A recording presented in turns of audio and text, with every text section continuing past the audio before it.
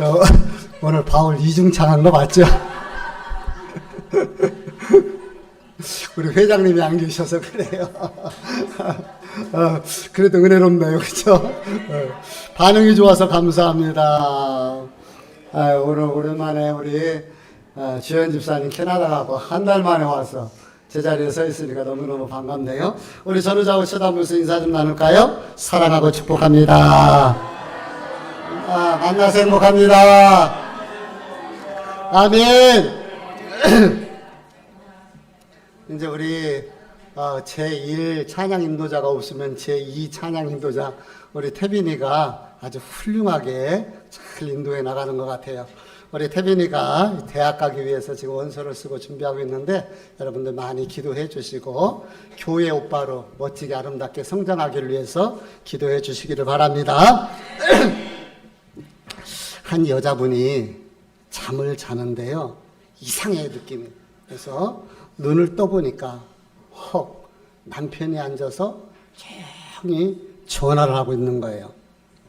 여자의 육감은 무섭다고 그러잖아요. 분명히 여자하고 전화를 하는 것 같습니다. 자는 척했지만 별의별 생각들이 다 드는 거예요. 그런데 남편이 조심스럽게 일어나더니 옷을 걸쳐 입고 나가려고 합니다. 아내는 더 이상 참지를 못하고 소리를 질러요. 이 밤에 어디 가? 어떤 년인데? 소리를 쳤어요. 남편이 너무나 놀라서 당황하고 앉았어? 옆집 소영이 엄마.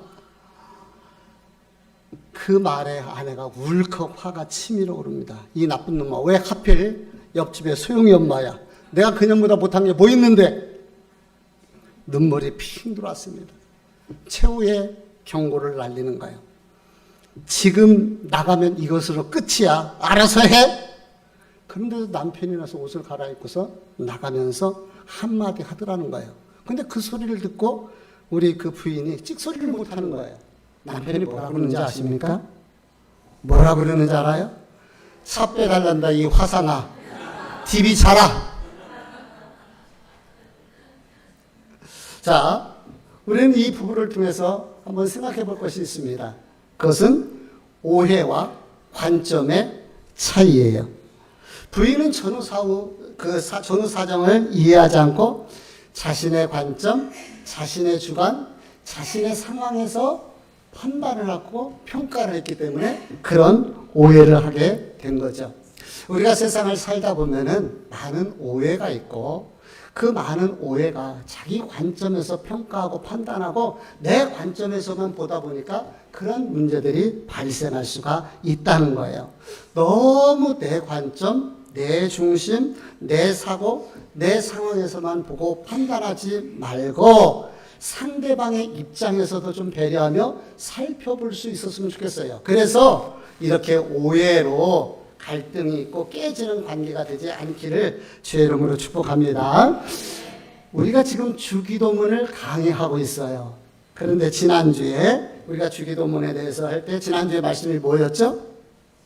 지난주에 우리에게 일용할 양식을 주옵시고, 이것은 우리 사람에게 주어진 기도의 청원이라고 말씀을 드렸어요. 그래서 주기도문을 잘 살펴보면은요, 저도 다시 한번 이 주기도문을 살펴보면서 많이 생각하게 되고 깨닫게 됩니다.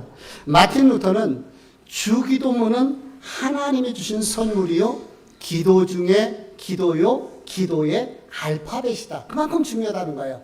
존슨이라는 분도 주기도문은 유일하고 완전한 기도이며 주님이 세상에 주신 선물이다 라고 말했어요. 그래서 우리 주님이 가르쳐 주신 이 기도가 우리 모두에게 모델이 되고 샘플이 된다라는 것을 우리가 기억을 하시고요. 이제 오늘은 우리가 우리에게 죄 지은 자를 사하여 준 것 같이 우리 죄를 사하여 주시옵고 라는 부분을 함께 말씀을 나누려고 합니다. 그런데 말씀에 들어가기 전에 제가 여러분들에게 한 가지 질문을 던져보겠습니다. 오늘 말씀에 우리가 우리에게 죄 지은 자를 사하여 준 것 같이 우리의 죄를 사하여 주시옵고 라고 기도하라고 가르쳐 주셨거든요. 그러면은 이 말씀에 근거해서 우리가 우리에게 죄 지은 사람이 있어요. 너무 상처를 줬어, 내게. 너무 아픔을 줬어. 용서를 해야 되는데 도저히 용서가 안 돼. 그러면 우리 죄는 어떻게 되는 걸까요? 내가 용서를 못했어. 정말 나에게 너무 아픔을 주고 상처를 주고 용서를 못하겠어, 죽어도. 그럼 내 죄는 용서 받나요? 못 받나요? 같이라고 그러면 못 받아요? 그러면 죄 용서를 받지 못하면은 구원은 받나요? 못 받나요? 구원 받는다는 사람은 손 들어보세요. 못 받는다는 사람. 받는다. 못 받는다. 오늘 우리가 주기도문 강의 중에서 좀 어려운 부분이 이 부분입니다. 왜냐하면은 용서라는 어떤 행위가 전제 조건이 되어지지 않으면 우리가 구원받을 수 없다라는 그런 행위 구원에 관련된 문제가 대두될 수 있기 때문에 그래요. 우리가 성경을 읽을 때 수학 공식처럼 딱딱 떨어지면 좋은데 그러지 않을 경우가 있어요. 제가 신학교에 가니까 교수가 성경을 해석할 때는 먼저 역사적으로 문법적으로, 그래서 저는 문맥이 중요하다. 문법적으로 문자적으로 어떤 의미를 가지고 있느냐, 또한 신학적으로 또한 영적으로 종합해서 해석을 해야 된다, 이렇게 가르쳐 주더라고요. 그것을 지금도 30년이 넘었지만 기억을 하고 있습니다. 왜 그럽니까? 우리가 하나님의 말씀을 잘못 해석하면, 그래서 베드로 후서 1장에 보면 성경을 사사로이 풀지 말라고 이렇게 이야기를 하고 있거든요. 잘못 풀게 되면은 이단이 되는 거예요. 이단이 될 수가 있어요. 그래서 이단은 다를리 바를 단자예요. 그러니까 다른 것이 똑같아야 되는데 다른 것이 다른 거, 그게 이단이란 말이에요. 그러니까 이단은 처음은 똑같아요. 그러니까 끝이 다른 것이 이단인 거예요. 그러므로 우리가 이단에 넘어가지 않기 위해서 하나님의 말씀을 가까이 하고 하나님의 말씀을 배우고 또 하나님의 말씀을 깊이 묵상하고 하나님의 말씀에 인도함을 받아야 될 줄 믿습니다.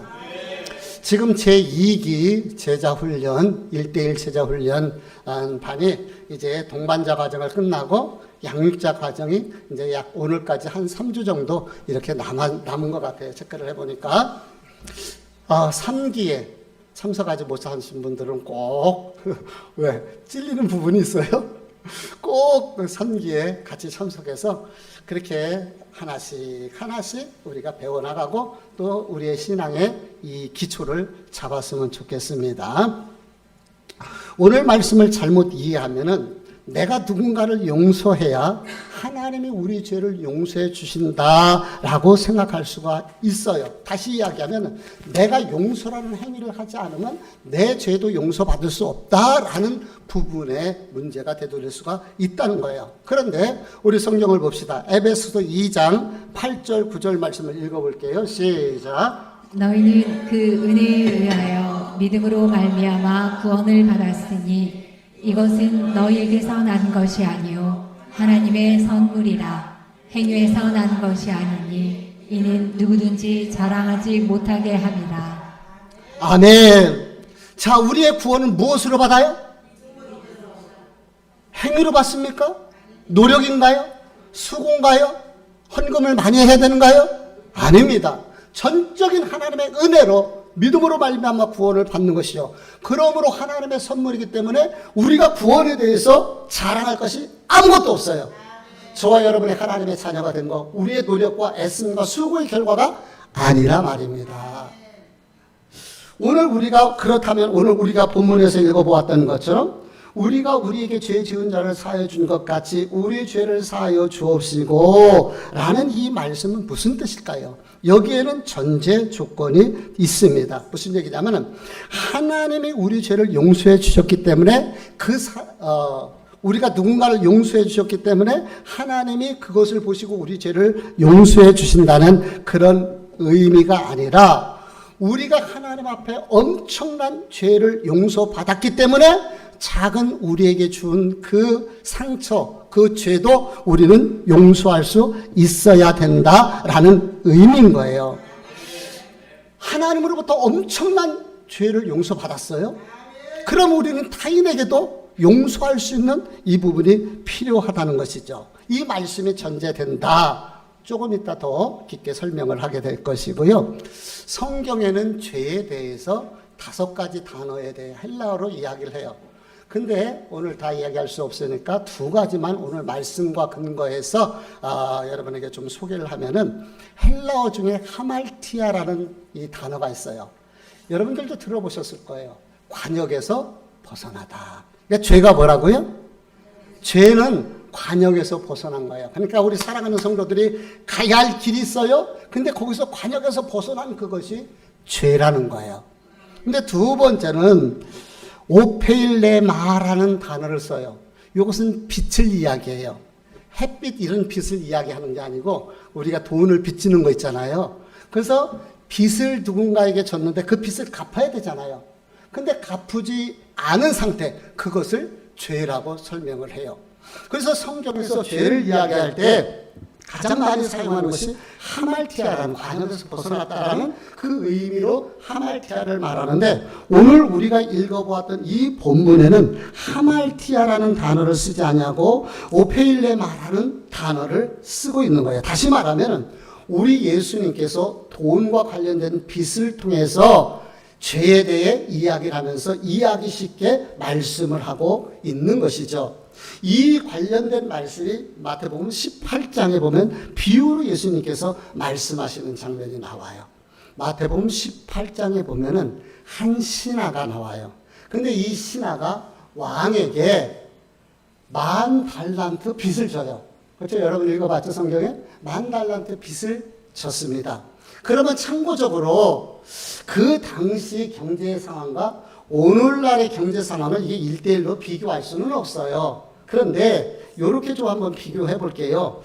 옛날에 쌀값 한 말과 지금 쌀값 한 말과 금전적인 것은 차이가 있지만 쌀 한 말이라는 그 개념적인 면에서는 이해하기가 좀 되잖아요. 그런 것처럼 그 당시에 한 달란트는 약 6,000데나리온, 6,000데나리온인데 1데나리온이 하루 노동자의 그 당시 품삯이에요. 품삯. 그러니까 하루 일당이란 말이에요. 그러면은 1달란트는 6,000일 그 일당이니까 지금 일당 한 10만 원으로 예를 들어서 더 높죠. 외국에서 온 사람들도 더 많은 것 같은데 그냥 가령 이해하기 쉽게 약 10만 원 정도라면은 한 달란트는 6억 정도 되는 거예요. 그러니까 10,000달란트는 어때요? 상상할 수 없는 돈이에요. 이게 성경에서 나오는 이 10,000달란트니까 별것 아니네. 이 어마어마한 그러한 돈인 거예요. 다윗이 성전을 짓고 싶어서 금을 준비했는데 3,000금 달란트를 준비했다 그랬어요. 그걸 따져보면은 10만 원을 계산해서 약 1조 8천억이 돼요. 그러니까 10,000달란트는요 6조 정도 되는 돈이에요. 그러니까 생각을 해보세요. 한 개인이 이만한 빚을 질 이유가 있을까요? 없을까요? 없어요. 그리고 이런 빚을 갚을 수 있을까요? 없을까요? 못 갚아요. 죽었다 깨나도. 그러면 왜 예수님께서 이런 비유를 말씀을 하셨을까? 그 이유가 있을 거예요. 그래서 여기서 10,000달란트라는 것은 인간의 힘으로는 도저히 갚을 수 없는 빚. 그리고 아까 얘기했다시피 죄가 뭐라고요? 빚을 갚아야 되는데 갚지 못하는 것이 그게 죄라면은 1달란트의 빚이라는 것은 우리 힘으로는 죽었다 깨어나도 갚을 수 없는 죄에 대한 대가라는 거예요.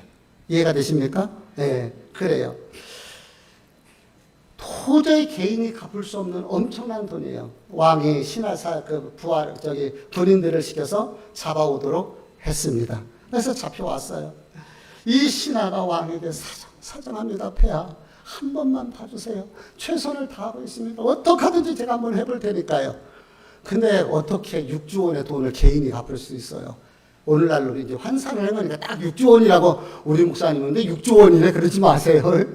그렇게 많은 금액이다. 그렇게 10만 원으로 계산을 해보면은 그렇게 한번 비교를 해볼 수 있지 않느냐라고 말씀을 드리는 거니까요. 왕이 보니까 너무 기가 막혀요. 또 딱하기도 해요. 그러니까 왕이 측은한 마음이 들었어요. 불쌍한 마음이 들었어요. 그래서 그 신하의 10,000달란트 빚을 탕감을 해준 거예요. 얼마나 좋을까요? 어떤 분이 그 얘기를 하더라고요. 아파트를 사서 이사했는데, 목사님, 신발장만 내 거예요. 신발장. 무슨 말인지 이해하죠? 나머지는 은행 돈이야, 은행. 다 대출 얻어서 하니까. 요즘 집 살 때, 또는 좀 나은 데로 해서 전세로 옮겨갈 때, 우리가 융자를 얻어서 가요. 융자 없이는 어렵지요. 그래서 빚이 있고 그러는데요. 또 급하면 카드라도 이렇게 우리가 쓰는데, 오늘 제가 아침에 샤워를 하면서 예배를 준비하면서도 하나님 앞에 그런 기도를 했습니다. 정말 하나님, 우리 사랑하는 열린 축복의 성도들, 정말 빛에서 자유하게 해 주옵소서. 물권을 열어 주셔서 우리 성도들에게 이 물질로부터 자유함, 빚지는 일이 없도록 하나님 축복해 주세요. 우리 사랑하는 열린 축복의 성도 여러분이요, 빛의 자녀라고 하지 마시고요. 그 빛이 아니에요. 우리는 하나님의 자녀들입니다. 세상에서도 물질적인 면에서도 하나님께서 물권을 열어주셔서 비치고 살지 않는 그런 은혜가 있기를 주님 이름으로 축복합니다. 당시에 빚을 갚지 않으면 자식들이 노예가 되는 거예요. 그러니까 나뿐만 아니라 온 가족이 다 노예로 끌려갈 수밖에 없어요. 그런데 왕이 긍휼히 여겨주셔서 그 모든 그 빚을 다 탕감해 줬으니 얼마나 감사하겠어요. 이 사람이 나올 때 얼마나 행복할까요? 얼마나 좋을까요? 구원의 은혜를 노래하시기 바랍니다. 나 같은 죄인이 구원받은 거 얼마나 감사합니까? 노력으로 행위로 된 것 아니에요. 하나님의 은혜로 된 거예요. 너무 행복해서 덩실덩실 춤을 추고 나왔을 것입니다. 근데 국문을 나왔는데 저기 자기 친구가 지나가는 거야. 그 친구는 자기한테 100달란트 빚을 졌는데 안 갚는 거야. 그것을 보다 갑작스레 그 좋았던 것들은 다 잊어버리고 멱살을 잡고, 야, 너 잘 만났다. 너 내 돈 빨리 갚아. 내 그 귀한 돈, 피 같은 돈인데 너 왜 안 갚는 거야? 빨리 갚아. 그랬더니 그 친구가 사정을 하는 거야. 여보게 친구, 좀 용서해 주게. 내가 최선을 다하는데 어찌 쉽지 않네. 100달란트는, 100데나리온은 지금으로 따지면 우리나라 따지면 한 1,000만 원 정도. 1,000만 원 정도요. 그러면서 그 1,000만 원, 내 피 같은 돈 안 갚는다고. 내가 그 돈만 있었으면 지난 겨울에 춥게 지내지 않았을 거야? 하면서 막 닥다구리를 하는 거예요. 친구가 사정을 해도 잡아다가 갖다가 감옥에 집어넣어 버린 거예요. 자, 여러분은 이 신하에 대해서 어떤 생각이 듭니까? 여러분이라면 자기는 그렇게 큰 거를 용서받고 박 나왔는데, 그렇죠? 그런데 자기는 그 작은 거 용서를 못하는 거예요. 근데 이것을 다른 신하가 본 거야. 그러니까 왕에게 가서 고했어요. 그랬더니 왕이 그것을 듣고요, 괘씸할까요, 안 할까요? 괘씸한 마음이 드는 거예요. 그래갖고 잡아왔어요. 나는 너에게 그 많은, 네 힘으로는 도저히 못 갚을 수도 없는 그 많은 돈, 그 1만 달란트를 너 용서해줬는데 그 작은 금액, 그 친구 그거 하나 용서해 줄 수가 없어? 그러면서 그를 갖다 그 10,000달란트 빚 갚으라고 감옥에다 갖다 넣습니다. 우리 마태복음 18장 32절 말씀 우리 같이 한번 볼까요? 같이 한번 읽어봅니다. 시작. 이에 주인이 그를 불러다가 말하되, 악한 종아, 내가 빌기에 내가 제 빚을 전부 탕감하여 주었거늘 내가 너를 불쌍히 여김같이 너도 내 동료를 불쌍히 여김이 마땅치 아니하냐 하고, 주인이 노하여 그 빚을 다 갚도록 그를 옥졸들에게 넘기니라. 자, 여기까지 정리를 해 보십시다. 지금 예수님께서는 사람이 이해하기 쉽게 죄라는 것을, 죄를 설명하는데 금전, 돈을 가지고, 달란트를 가지고 이렇게 설명을 하고 계시는 거예요. 1만 달란트라는 것은 사람이 갚을 수가 없는 돈이에요. 이게 죄라고 봤을 때 우리는 사람의 힘으로 해결할 수 없는 엄청난 죄를 졌어요. 그런데 그 왕이 그 빛을 탕감해 준 것처럼 하나님 아버지께서 우리의 모든 죄를 용서해 주시고 탕감해 주시고 하나님의 자녀로 삼아 주셨어요. 그럼 우리가 엄청난 그런 용서를 받았는데 나에게 잘못한 그 작은 돈으로 따지면 100데나리온의 이 작은 돈을 용서해 주지 못한다면 이게 되겠느냐라는 것이 예수님의 비유의 핵심인 거예요. 이해가 되십니까? 되시면 끄덕끄덕. 이때 베드로가 이런 이야기를 해요. 마태복음 18장 21절 말씀 한번 같이 읽어보도록 합니다. 시작. 그때 베드로가 나와 이르되 주여 형제가 내게 죄를 범하면 몇 번이나 용서하여 주리이까 7번까지 하오리이까.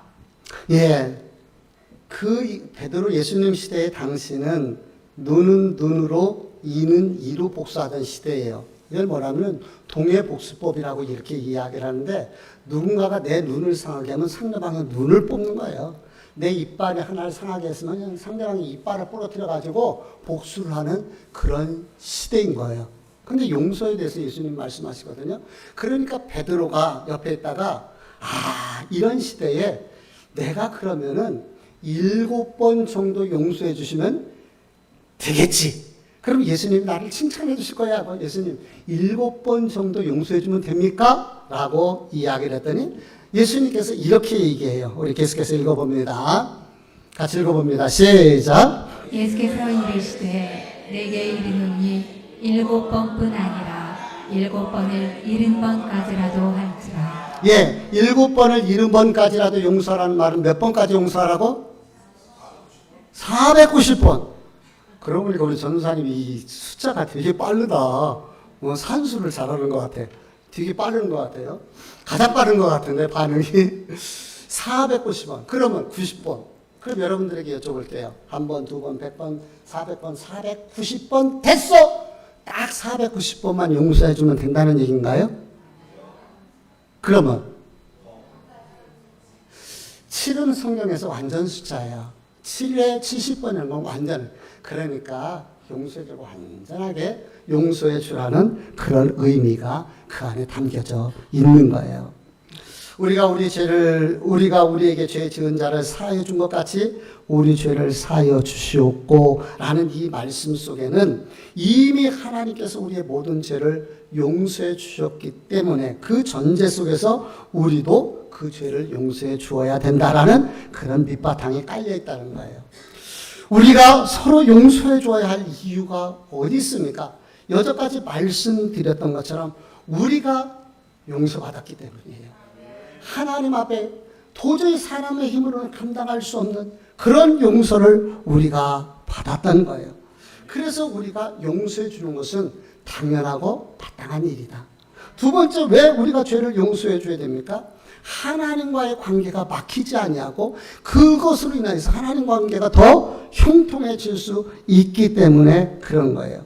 좀 전에도 말씀드렸던 것처럼 하나님이 우리 죄를 용서해 주셨잖아요. 그렇게 우리가 용서를 받았는데 우리가 용서를 안 해주면 어떻게 되겠어요? 그래서 마태복음 18장 35절은 이렇게 말하는 거예요. 같이 읽어봅니다. 시작. 너희가 각각 마음으로부터 형제를 용서하지 아니하면 나의 하늘 아버지께서도 너희에게 이와 같이 하시리라. 예, 우리가 용서하지 않는데 우리가 그렇게 용서를 받고 그럼 우리 하나님께서도 어떻게 하시겠느냐는 것이죠. 여러분 마음에 정말 나에게 상처 준 미운 사람이 있어요. 기도가 잘 됩니까? 경험자네 누구요? 경험. 내 마음에 사람에 대한 미움과 그 원망과 그 상처가 있으면은요 하나님과 나와의 관계가 막히더라고. 기도가 안 돼. 기도가. 그래서 우리가 용서해 줄 때 하나님의 평안과 자유가 우리 안에 오게 되는 거예요. 그래서 예수님 뭐라 그랬어요? 너희가 하나님 앞에 예배를 드리거든 먼저 너희가 잘못한 것이 있으면 예물을 놔두고 가서 화해하고 화목하고 와서 하나님 앞에 예배하라는 거예요. 그러니까 우선순위가 뭐예요? 용서해주고 화해해주고 화목한 거. 그래야지만 하나님과의 관계가 형통해지게 되는 거죠. 그러므로 사랑하는 성도 여러분, 용서하는 것이 하나님과 화목할 수 있는 지름길이 되는 줄 믿습니다. 세 번째는 내가 편안할 수 있기 때문에 그래요. 가슴에 사람에 대한 미움이 있으면은요, 병이 생깁니다. 분노가 있으면 뼈가 상해요. 근심이 있으면 뼈가 상하게 되는 거예요. 미운 사람 그 하나 때문에 내 마음이 늘 전쟁터가 될 수가 있습니다. 그래서 그 사람 때문에 떠나질 않는 거예요. 내 마음이 평안하면 얼굴도 평안해지고 말도 편안해져요. 근데 내 마음 속에 전쟁터면은요, 얼굴도 편안하지 못하고 말도 편안할 수가 없는 것입니다. 그래서 우리는 내가 편안할 수 있는 거예요. 용서하는 거예요. 예수의 사랑으로. 네 번째, 공동체의 평화를 위해서 우리가 함께 신앙생활하는데, 예를 들어서 공동체 내에 정말 미운 사람이 있다고 생각을 해보세요. 그 사람 때문에 내 마음이 상처고, 그러면 그 관계가, 그 교회, 그 공동체 내의 관계가 어떻게 될 수 있겠느냐는 거예요. 그래서 톨스토이는 이런 얘기를 합니다. 서로 용서하라. 이 세상에서 화평하게 지낼 수 있는 방법은 하나밖에 없다. 그것은 용서다. 용서라는 이름은 놀라운 마력을 가져요. 우리가 용서할 때 하나님과 깊은 관계가 이루어지게 되고, 용서할 때 마음의 평안을 얻게 되고, 용서할 때 공동체가 주변이 화목해질 수가 있는 거예요. 원수가 네 안에 있다고요? 진짜 나를 아프게 한 사람이 가까이 있을 수 있어요. 배우자일 수도 있고요. 또한 내 자식일 수도 있어요. 그러니까 그 용서하지 못하면 그 마음이 어떤 마음이 되겠어요? 그래서 우리는 용서해야 되는 거예요. 목회를 하다 보니까요, 참 많은 재밌는 일들을 경험하게 됩니다. 산전, 수전, 지상전, 시가전, 공중전까지 다 해봤어요. 그러면은 그런 어려움이 있으면은 내공이 생길 텐데 여전히 아프더라고요. 근데 지금은 그런 일이 없는데, 제가 하나님 앞에 너무 감사한 것은 제가 이렇게 편안하게 작은 상태에서도 평안할 수 있었던 것은 언제부터인가 봤더니, 제가 매일 밤에 잠들기 전에 하나님 앞에서 하루를 돌아보며 뭘 쓴다고요? 감사일기를 쓰잖아요. 지금도 감사일기를 써요. 근데 제가 2015년 21일 금식할 때서부터 1월 1일서부터 쓰기 시작했거든요. 그러니까 오래 썼죠. 한 10여 년. 근데 그 기간에 하나님께서 평안을 주셨어요. 정말 여러분, 하나님 앞에 늘 감사해 보세요. 하나님 주시는 평안이 있습니다. 근데 이런 경험들 예전에도 경험을 많이 해봤잖아요. 정말 아파요. 별 사람들이 다 많습니다. 상처를 줘요. 근데 그때 제가 깨달은 방법이 하나 있어요. 혹시 여러분 사용해 보세요. 정말 미운 사람이 있어요. 내게 상처를 주는 사람이 있어요. 나를 아프고 힘들게 하는 사람이 있습니다. 그러면 꼭 이 방법을 써보는데, 저는 이것을 촛불 전략이라. 뭐라고요? 촛불 전략이라. 뭔가 거대한 것 같지 않아요? 근데 한번 들어보세요. 로마서 12장 20절 말씀에 근거한 거예요. 같이 한번 읽어봅니다. 시작. 내 원수가 줄이거든 먹이고 목마르거든 마시하라. 그리함으로 내가 숯불을 그 머리에 쌓아놓으리라. 악에 걸리고 손으로 악을 이기라. 아멘. 원수가 줄이고 있어요. 쌤통입니까? 아닙니까? 쌤통이죠. 미운 놈이 지금 목마르고 있어요. 고소해요, 안 고소해요? 고소하죠. 그게 우리 마음이요. 우리 마음이요. 그런데 성경은 배고픈 자에게 먹을 것을 주고 목마른 자에게 마실 물을 주라고 이렇게 이야기를 하고 있습니다. 그러면서 뭐라고 이야기를 하냐면, 숯불을 그 머리 위에 쌓아두라는 거예요. 숯불을. 자, 숯불을 쌓아두라는 말의 의미가 무엇일까요?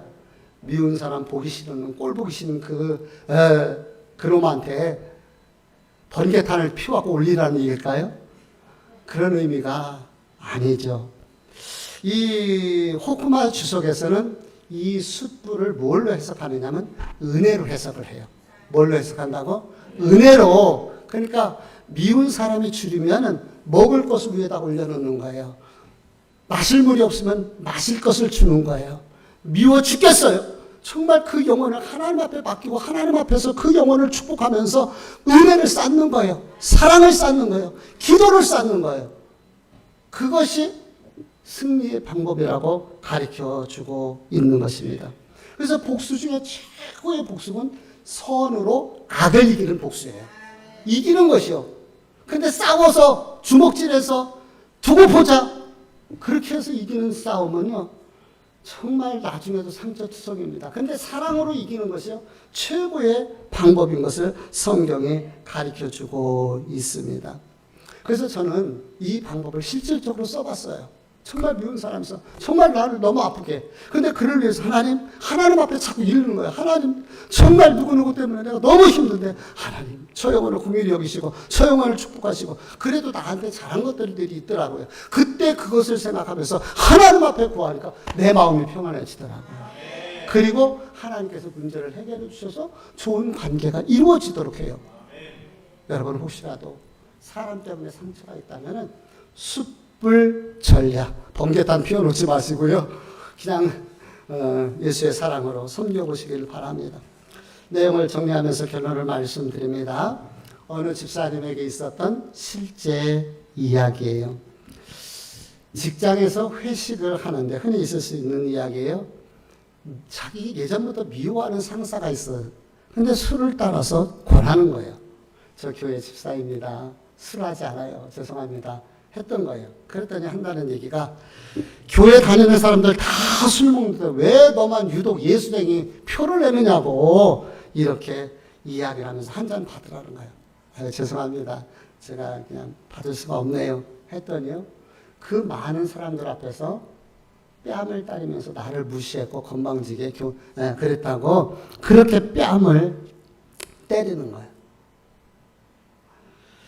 얼마나 큰 모욕입니까? 처자식 있죠. 나이도 먹을 만큼 먹었죠. 근데 사람들 앞에서 그 성인이 싸대기 뺨을 맞았으니 얼마나 아프고 힘들겠습니까? 이 사람 너무 창피한 거예요. 그리고 너무 부끄럽고 너무 속상하고 그래서 며칠 동안 회사를 출근하지 않고 그렇게 이제 무단 결근을 하게 됐다는 거예요. 도저히 안 되겠는 거다. 그리고 사람들을 볼 면목도 없고 그래서 차라리 회사를 그만둬야 되겠다. 근데 그만두더라도 교회 가서 기도하고 그만두자. 그리고서 이제 교회에 기도하러 간 거예요. 하나님, 너무 억울하고 너무 속상하네요. 근데 막상 그만두려고 생각하니 처자식이 떠오르는 것이고 두려움이 생기는 거예요. 그렇잖아요. 직장 그만둔다는 게 한 직장에서 그렇게 오래 근무를 했는데 그러면서 하나님 어떻게 하면 좋습니까? 어찌하면 좋을까요? 근데 그때 주님의 음성이 들려오더라는 거예요. 너는 겨우 뺨 한 대 맞은 거 그게 그렇게 분하고 억울하냐? 나는 더 큰 멸시와 천대와 고난을 받았고 너를 위하여 십자가 치욕을 견뎠느니라. 침뱉음을 당하고 저주와 모욕을 당하셨던 그 예수님이 침을 뱉으면서 못을 박으면서 예수님을 조롱했던 그들 앞에서도 아버지여 저들이 하는 짓을 알지 못합니다. 저들의 죄를 사하여 주옵소서. 그 용서했던 그 예수님의 음성이요 이 집사님 마음속에 들리더라는 거예요. 집사님은 깨달았어요. 아하, 우리 주님은 나의 죄를 위해서 그렇게 고통을 당하셨는데 그 귀싸대기 한 대 맞은 것이 그게 뭐가 그렇게 부끄럽다고 그게 뭐가 쑥스럽다고 직장까지 그만두려고 하고 회사도 나가지 않고 내가 이러는 것일까? 하나님 앞에서 깊이 회개하면서 눈물로 회개했습니다. 그리고 이제 그 다음날 출근을 했어요. 근데 가보았더니 회사가 난리가 났더라는 거예요. 왜냐하니까 그 자기 뺨을 때렸던 상사가 뭔가 일처리를 했는데 이게 잘못된 거야. 그래서 회사에서 징계를 내리려고 거기에다가 누군가가 이 부하 직원을 뺨을 때렸다고 갑질했다고 이런 얘기됐고 윗분들에게 들려갖고 이 문제가 더 커졌더라는 거예요. 그래서 회사에서 징계하려고 그러는 거예요. 근데 이미 마음의 평안을 얻었잖아요, 이 집사님이. 그러니까 이분을 위해서 적극적으로 오히려 구명을 했다는 거예요. 그랬더니 그 당사자가 나서서 이렇게 구명운동을 하고 그렇게 나서니까 회사에서도 그냥 덮어주고 넘어갈 수가 있게 됐다고 합니다. 그리고 나서 이분이 너무 고맙잖아요. 사실은 회사에 잘리기도 할 수도 있고 징계를 받을 수 있는 상황이었는데 그 사랑으로 자기를 이해해줬던, 용서해줬던 그분의 그 사랑을 배우게 됐고 받아들이게 됐고 예수님을 영접했고 지금은 직장 신우에 있잖아요. 거기서 리더로 많은 사람들을 복음을 전하는 그런 위치에 있다고 이렇게 이야기를 하더라고요. 집사님의 숯불 전략이에요. 딱 맞아떨어지지 않았습니까? 용서라는 이름. 이 용서라는 이름, 그 용서를 통해서 하나님과의 관계가 깊어질 수가 있는 것이고 내 마음에 평안을 얻을 수가 있는 것이고 또 사람과의 관계가 형통해질 수가 있는 거예요. 왜 우리 주님께서는 용서해 주라고 이야기를 했을까요? 왜 우리가 용서해야 됩니까? 저는 크게 네 가지를 얘기했어요. 첫 번째, 우리가 내 힘으로 도저히 갚을 수 없는 빚을 진 죄인이다. 근데 하나님이 용서해 주셨기 때문에 우리도 용서해 준다.